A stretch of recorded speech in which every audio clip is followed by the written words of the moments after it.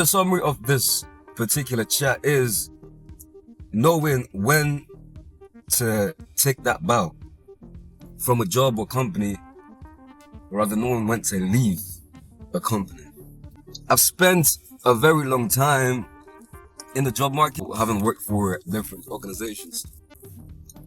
One point you always get to, at any job, especially 9 to 5, is the point you start to feel like the work you're doing is monotonous. You feel like the work you're doing is monotonous, is insipid, gives you no motivation, and even when it helps to cover the bill, it barely is able to, do that. And so you start to seek for more. You start to hunger for fulfillment. And if it's a kind of job that makes you more anxious, gives you a lot of stress, raises your cortisol, you would naturally start to hunger for peace.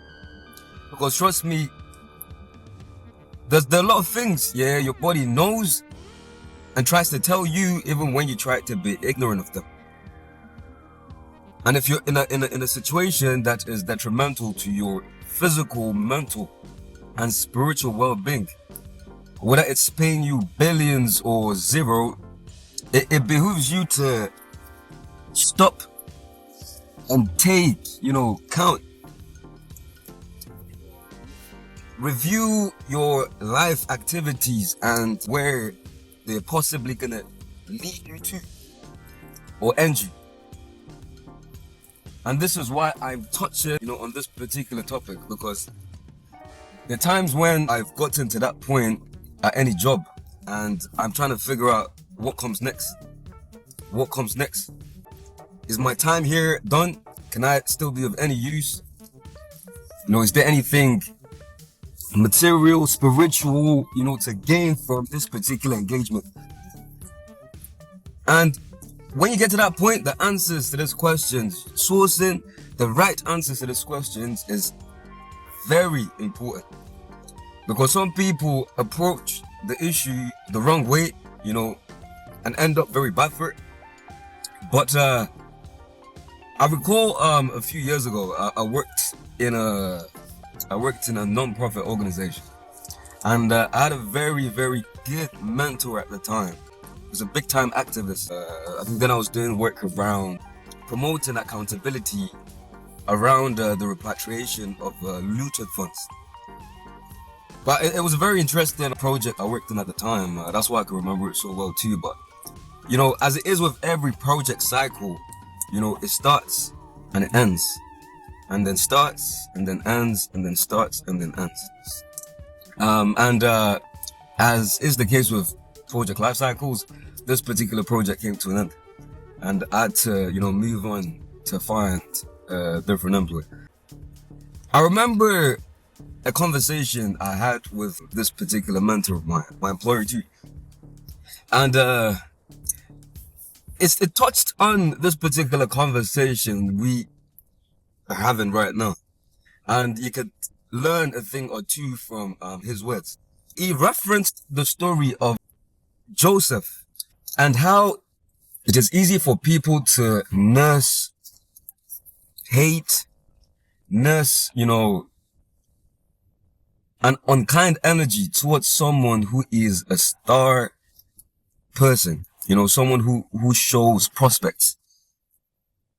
And that, I think, was the first pointer, he was trying to say, was that if you are in an environment, where you have potential, oftentimes it is very detrimental to your prospects. It is very detrimental to your prospects. There's too many ambulances in Birmingham, man. I don't know, it's like the mortality rate here is pretty shit or something, man. But breaking my thought now, that's what ambulances do, man. Panic emergency and shit.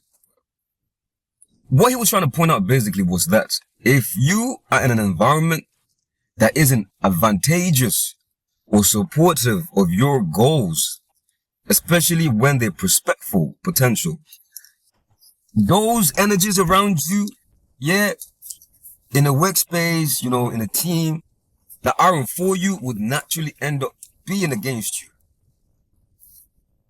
So if you find yourself in any job, yeah, that, already shows you this red flags, shows you that the people around you are more enemies than supporters, take that cue and extract yourself from that environment, because on the long term, it will be detrimental to your growth. And for the second point he spoke of was Judas. I want to sort of expand the idea, for better understanding of my viewers. When you think of someone becoming toxic, someone becoming depressed or stressed because of the kind of environment they're in, you feel like you've given your all, but still you're underappreciated. Or you've genuinely applied yourself to a particular business, a particular job. And despite your whole commitment, being honest with yourself, you understand that you do not have what it takes to cut the job. What will naturally happen is, if you stay on that job, two things will naturally happen. It's possible that the longer you stay, you get better. But if you have, something that cannot be corrected, it would always jeopardize, your work, your productivity, and your sense of fulfillment. That being said, lack of fulfillment, unproductivity, lack of achievement fuels toxicity. And the moment you're becoming a toxic force in any space, you naturally become a cancer. Once a thing or a person takes on a cancerous quality, whether in a passive or active way, you become an impediment, to the growth or advancement of whichever system you find yourself. And for that system to, grow, oftentimes, you end up having to play out what happened in the story of Jonah and the whale, where your presence, in a space is inspiring problems. Even though you might not be the source of the problems, but your presence attracts those problems. And until you are thrown overboard, that ship will continue to founder or look like it's foundering. And it's not because you're a bad person. It's just because you have not been planted in the correct environment.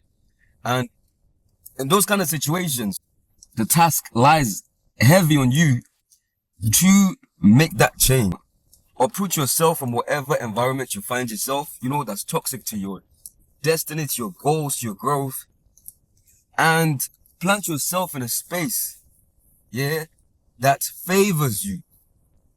Surround yourself with people that contribute to your own mental, physical, spiritual well-being. And that is my point today. Do not stay long enough in any place to where you become cancerous, or where you become depressed, or where you become, detrimental to the advancement of yourself and the collective. Always summon the courage, to do what has to be done. And always have clarity to see what really is in front of you. And, quit this temptation we often have, this coping temptation we often have, to see things from rose-colored glasses, just to ease whatever realities we find ourselves. But most times, I wouldn't say sometimes, most times, honest reflection,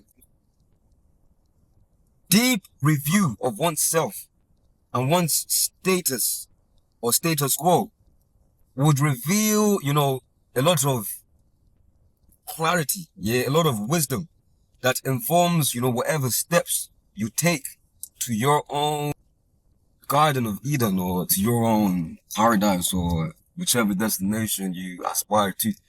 But these words are meant to be a signpost for you if you are, you know, dealing with that existential issue of choosing a job, you know, knowing when to quit a job, just knowing how to navigate the scope or environment of the workspace in that regard. But driving and talking isn't really like easy, so you all gotta bear with some of my chopped speech. But I'm gonna have to leave you and love you guys, and yeah, I'm gonna catch you later.